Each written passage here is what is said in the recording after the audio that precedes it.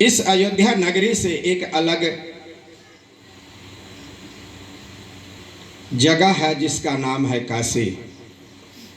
क्या मैं वहाँ बिक सकता हूँ? कहा कि हाँ, तो बिक सकते हो।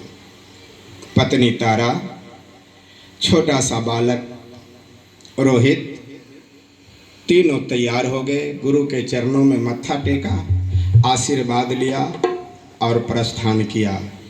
काशी नगरी पहुंचा और आवाज लगाई गई, ए काशी जी के वासियों सुन ले मेरी पुकार। काशी जी के वासियों सुन ले मेरी पुकार। मैं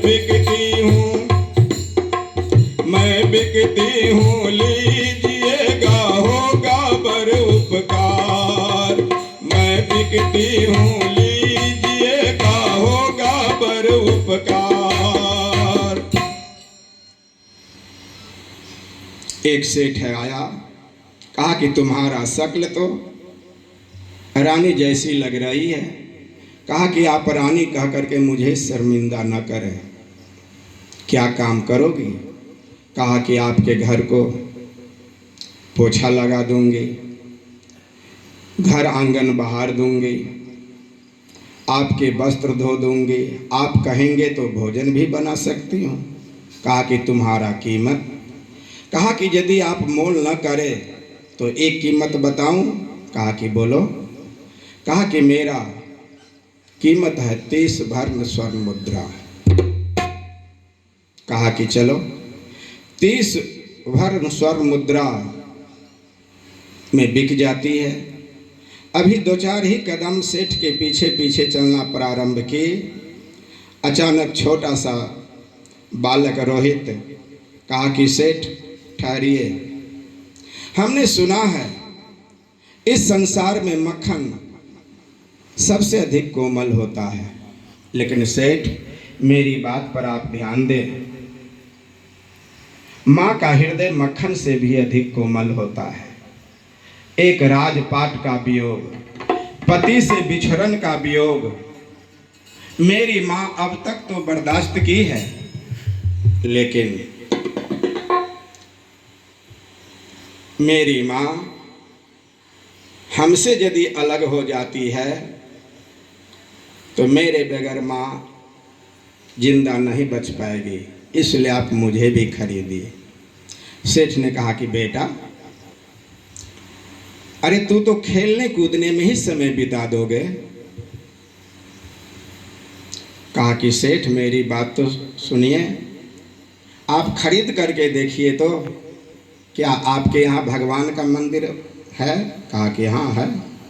कहा कि बस मैं भगवान को स्नान कराऊंगा, नवीन वस्त्र पहनाऊंगा, तिलक लगाऊंगा, मुकुट पहनाऊंगा, भोग लगाऊंगा, आरती उतारेंगे, जनमानस में प्रसाद का वितरण करेंगे। मेरे लिए एक काम कम नहीं है, आप खरीदिए तो। कहा कि बेटा तुम्हारा क्या कीमत है? कहा कि मेरा भी कीमत 30 भर्ण स्वर्ण मुद्रा है। सेठ को दया आ गई, 30 भर्ण स्वर्ण मुद्रा में बिक जाते हैं दोनों। माँ बेटे प्रस्थान किया, सेठ के यहाँ रहने लगा। देर रात जगने के कारण सुबह में नींद नहीं खुली। अचानक सेठ आया और कहा कि बेटा रोहित, तूने भगवान के लिए फूल तोड़ा?